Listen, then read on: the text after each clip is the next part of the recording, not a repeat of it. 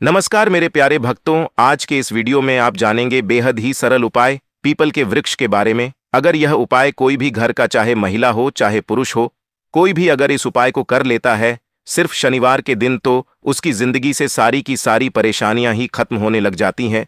धीरे धीरे उसका जो काम पहले नहीं बनता था, अब वह काम भी सफल होता चला जाएगा। आपको कुछ भी नहीं करना है, सिर्फ शनिवार के दिन किसी भी पीपल के वृक्ष के नीचे एक दिया प्रज्वलित करना है, जो कि बहुत आसान कार्य है। लेकिन भक्तों, वीडियो को पूरा जरूर देखना, क्योंकि आपको अच्छी तरह से जानना होगा कि यह करते कैसे हैं। आधी अधूरी जानकारी हमेशा घातक होती है, इसलिए इस वीडियो में अंत तक बन रहे और इस वीडियो के कमेंट बॉक्स में जय श्री हरि जय मां लक्ष्मी जरूर लिखना। भक्तों, चलिए वीडियो को शुरू करते हैं। यह कथा सुनकर आपको ऐसा लगेगा कि सच में पीपल की पूजा का कितना महत्व है। यह सिर्फ एक पेड़ नहीं है, बल्कि हमारे जीवन की दिशा को बदलने की शक्ति रखता है। यह कथा एक ब्राह्मण की है जो वन में अपने आश्रम में रहते थे।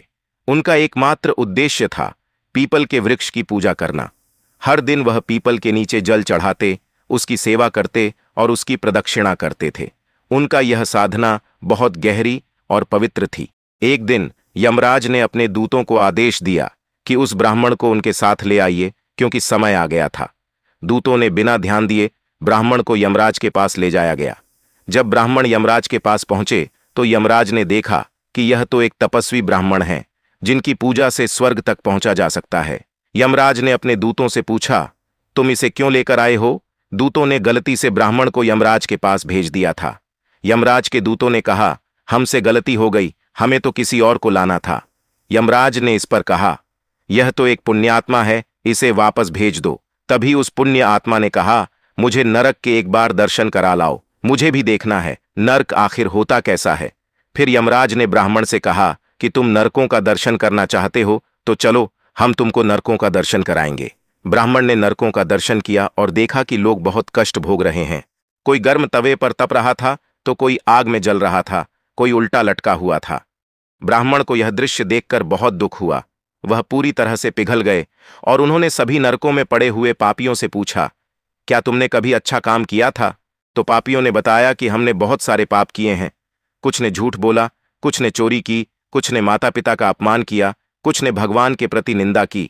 ब्राह्मण ने इनसे पूछा, क्या तुमने कभी पीपल की पूजा की है, कभी नारायण का नाम लिया? लेकिन कोई भी नहीं बोला।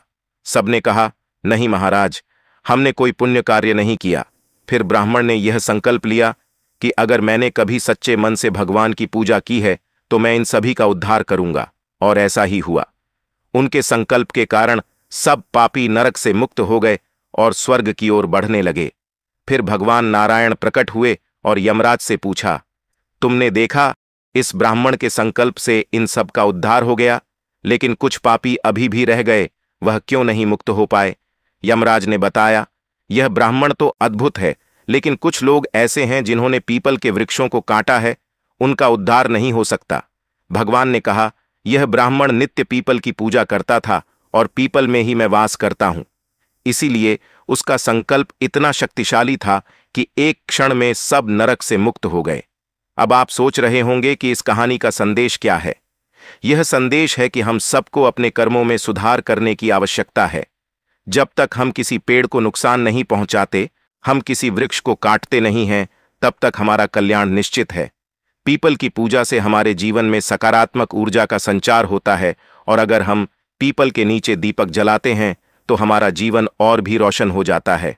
कभी न कभी किसी न किसी ने पीपल के वृक्ष को काटा होगा, कभी हमने किसी के साथ बुरा व्यवहार किया होगा या गलती से किसी पेड़ का नुकसान किया होगा।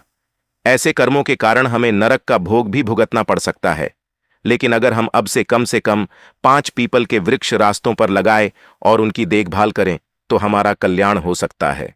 पीपल को जल चढ़ाना, शनिवार की रात दीपक जलाना, यह सब हमारे लिए भाग्य का द्वार खोलता है।